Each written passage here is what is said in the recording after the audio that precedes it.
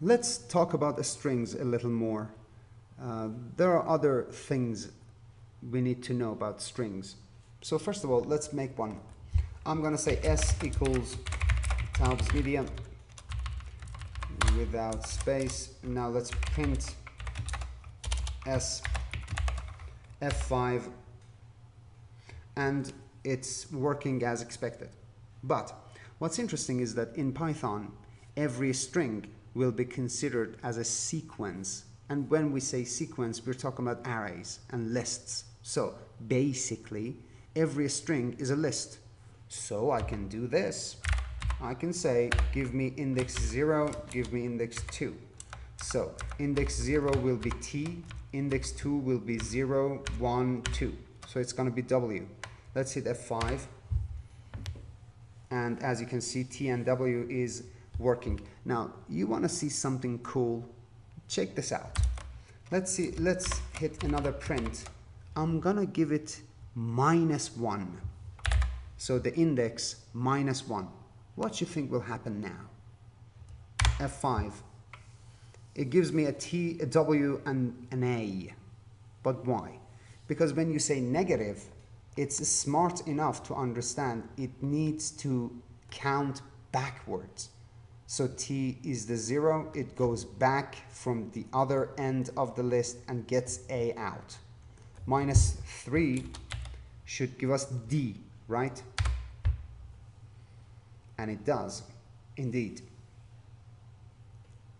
Another problem we have with the strings right now is that we cannot format them. What do I mean by that? Let's declare another variable, s2 equals hi, my name is Siavash. Okay.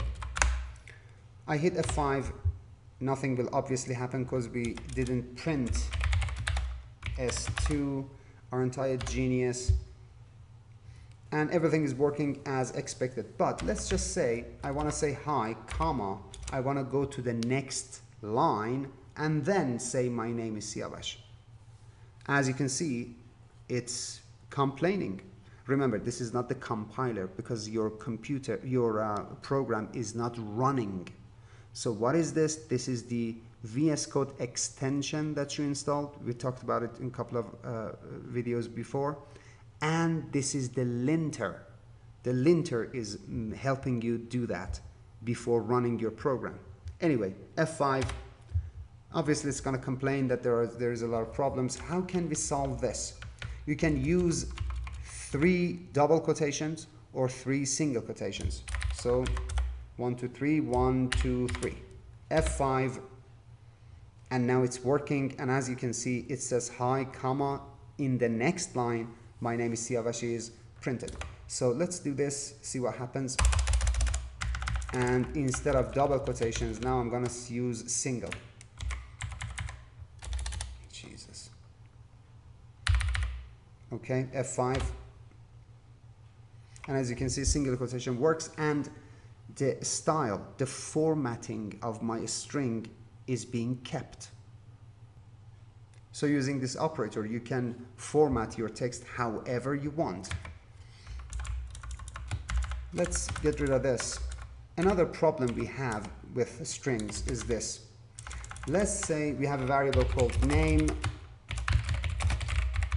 and I want to print something like my name is, and I want to append that name to the end of this a string. Well, we can use that with a plus operator, can't we? We say name. Let's comment this out. Let's comment these out. F5. And as you can see, it says my name is Siavash Limit. Everything is fine. But if I wanted to say this is first name, which is this, and I have one more variable, last name, and it's that.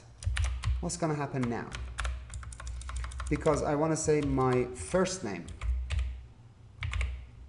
is something and my last name is something else. Sure, you can use plus, but there must be a better way. I'm saying there is. Let's delete that. So I want to say my first name is, and a space. I'm gonna put something here, and my last name is space and something here, then a dot, right?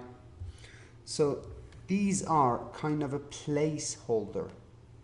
It's telling Python, hey, here I'm gonna give you something to replace when you're running. So be aware of that. But how can we do that? Nothing. In the end of your string, I'm gonna delete this dot so you won't be confused. In the end of the string, you use dot, and we use the method format. Parentheses, every function. When I say method, I mean function. You'll know the difference very soon. Anyway, every function needs parentheses. Now, I gave it 2 placeholders. So now I need 2 values. So I'm going to say first name, comma, last name. What's going to happen now is that Python says this is the first placeholder, this is the first variable, which you gave as an input to format function. So I'm going to take this and put it right here. Then there is another placeholder, so I'm going to take the second one and put it right here. Let's hit F5, run. And as you can see, my name is blah and my last name is blah. Okay. You can even use numbers. How it is, this is 0 based. I can say this is the second one, this is the first one. Now the first name and last name will be exchanged. As you can see now, it says my first name is Iglimi and my last name is Siavash. So as you can see, it has a lot of power. You can do a lot of things with this. Obviously, if you don't specify a number here, it just goes by order. This is the first one, so this is the first value, and this is the second one, and this is the second value. So it's gonna work like that. Your choice. Now, one more thing which is kind of cool, and it's a behavior almost specific to Python. I can say print hi, and I can times it to 5, multiplied by 5. Let's hit enter. And as you can see, hi gets printed 5 times, which is very interesting. In other languages, you don't have this kind of behavior. I think you have this in Ruby and I guess in PHP, if I'm not mistaken. But usually this is specific to Python, and very interesting because you cannot add, multiply, subtract a string to a variable, to a integer. It's interesting. And one more cool thing. I want to print the value of pi to, I don't know, 20 decimals. How can I do that? Well, I say print. To give information, I can say pi is, then I want a placeholder and I want to format. As an input for format, I say 22 divided by 7. This is pi. So this is a very specific number that if you do the division, you get pi. Now, my point is this. How can I say 20 decimal points? How can I say that? Well, we can come here and I can say start at 0 and go for 12.50 float. F5.